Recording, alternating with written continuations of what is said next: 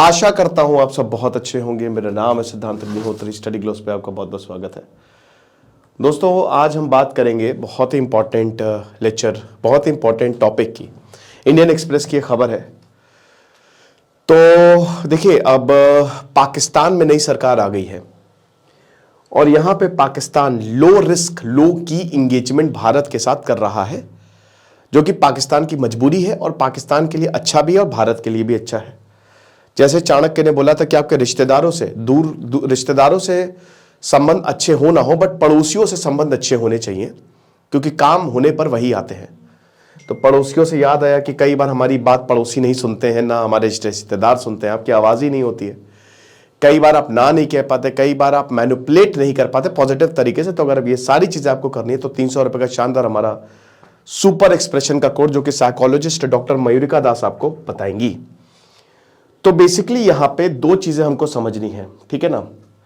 साद अहमद, देखिए दो स्टेप यहां पे लिए हैं। स्टेप 1 जो है, साद अहमद ने यहां पे CDA चार्ज डी अफेयर्स का काम जो है वो संभाला है। अब आपको पता ही है कि जब से आर्टिकल 370 एब्रोगेट हुआ है, जो हमारी हाई कमिश्नर्स हैं वो है ही नहीं, वो बात ही नहीं कर रहे हैं एक दूसरे से। पाकिस्तान कहता है कि पहले 370 वापस लेके आओ, फिर बात होगी। भारत बोलता है तुम होते कौन हो ये बोलने वाले भाई, 370 तो बोलो, अब बात POK पे होगी, पाकिस्तान ऑक्यूपाइड कश्मीर में होगी, वो हमारा है।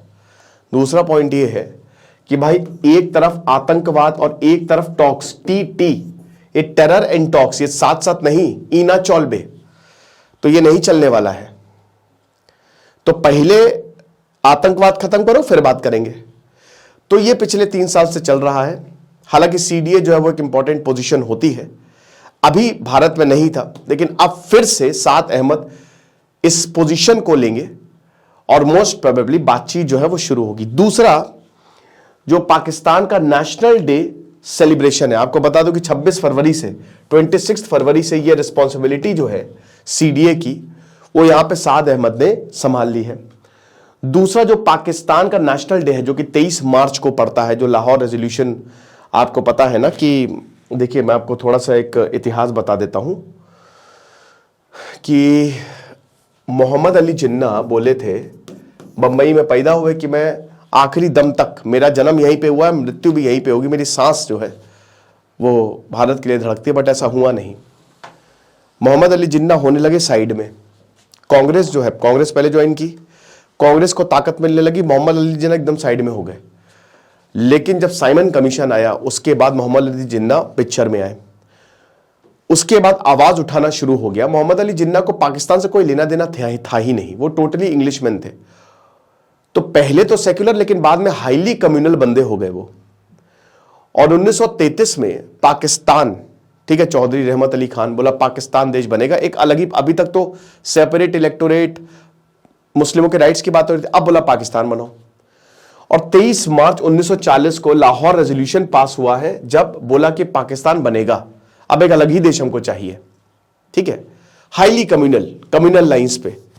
फिर आपको पता ही है कि क्रिप्स मिशन आया, कैबिनेट मिशन प्लान आया, बहुत सारी चीजें आई, ठीक है। 1942 में क्रिप्स मिशन आया, देसाई लियाकत पैक्ट आया, सी राजगोपालाचारी प्लान आया, एक डेडलॉक सा क्रिएट हो गया था ना, कैबिनेट मिशन प्लान आया। जब सब फेल हो गए तो 1946 में बोला गया कि चलो डायरेक्ट एक्शन डे कर दो अगस्त में। तो उसके बाद पूरा बंगाल जलता रहा, कितने लोगों को मारा, दंगे हुए, और ये सब मोहम्मद अली जिन्ना के कहने पे हुए थे। तब कांग्रेस को पता लग गया कि भाई अब बंटवारे के अलावा कोई चारा है नहीं, क्योंकि जब लोग ही ऐसा सड़कों पर उतर आएंगे और इतना ज्यादा दिक्कत करेंगे तो बंटवारा ही कर दो। तो फिर बंटवारा हुआ और 23 मार्च को नेशनल पाकिस्तान डे मनाया जाता है।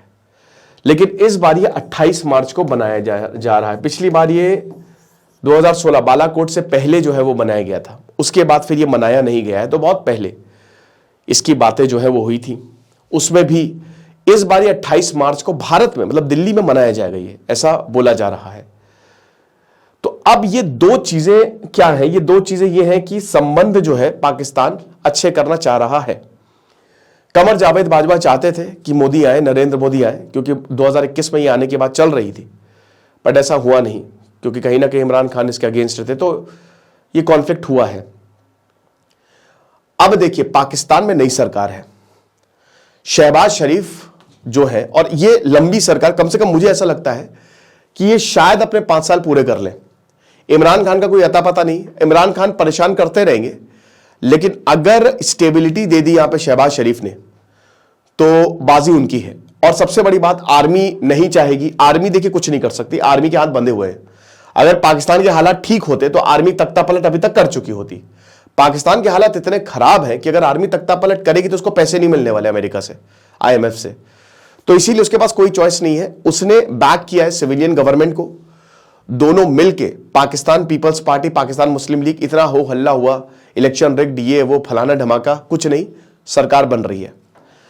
अब यहां पे मई में इलेक्शन है। अब देखिए पाकिस्तान से अच्छे रिश्ते, ये शायद इलेक्शन तक तो नहीं चाहेगी बीजेपी, क्योंकि भाई इलेक्शन लड़ना है, सरकार ये नहीं चाहेगी कि अभी बहुत अच्छे रिश्ते हों। हो सकता है चाहे भी, इलेक्शन तक इसको टाल दिया जाएगा, बट इलेक्शन के बाद बहुत ज्यादा पॉसिबिलिटी है कि पाकिस्तान से अच्छे रिश्तों की कोशिश की जाएगी। अब इसमें पाकिस्तान का रोल बहुत अहम है, हमने तो कभी बोला नहीं है, लेकिन पाकिस्तान क्या करता है, इधर अच्छे रिश्ते बनाता है, उधर आतंकवादी हमला कर देता है।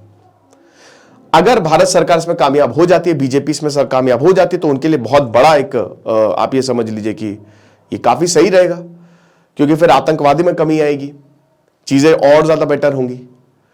तो आप ये समझिए कि पाकिस्तान की में नई सरकार आ गई और भारत में भी अब इलेक्शन होने वाले हैं, लेकिन बात वही है। अब इसका मतलब 370 भूल जाओ, और वो भूल ही जाओ, है ना, क्योंकि अब POK बचा है और भारत कह रहा है कि आतंकवाद पे सबसे पहले कार्रवाई करो। पाकिस्तान की मजबूरी यह है कि उसकी आर्थिक हालत बहुत खस्ता है और उसको पता है कि चाइना या बाकी देश जिस तरीके से उसका यूज कर रहे हैं, बहुत दिक्कत है। तो भारत की बहुत जरूरत है पाकिस्तान को, और उससे इकोनॉमिक स्टेबिलिटी बहुत सही रहेगा। क्रिकेट डिप्लोमेसी बहुत इंपॉर्टेंट रोल प्ले करती है। अगर ऐसा हुआ तो हो सकता है भारत और पाकिस्तान के बीच हम क्रिकेट मैच भी देखें, तो ये बहुत बढ़िया रहेगा। लेकिन वही बात है कि आतंकवाद एक साइड और ये सारी चीजें दूसरी साइड, तो इसमें पाकिस्तान का रोल अहम होगा कि अगर वो आतंकवाद को कंट्रोल कर ले जाते हैं तो ठीक है। बाकी ये दो डेवलपमेंट्स बड़े इंपॉर्टेंट इसलिए हैं क्योंकि एक तो ये लो की है, मतलब ये एक शुरुआत है, ठीक है, कि चलो ठीक है 5 साल बाद ये हो रहा है 2019 के बाद से, अब कि चलो जो हुआ सो हुआ। अब जो है हम नए रिश्ते की शुरुआत करते हैं और देखते हैं फिर आगे क्या होता है। हम भी देखेंगे आगे क्या होगा। तो ये इंडियन एक्सप्रेस की खबर थी, मुझे लगा ये आपको बताना चाहिए। खुश रहिए, पढ़ते रहिए। दिस इज सिद्धांत अग्निहोत्री साइनिंग ऑफ।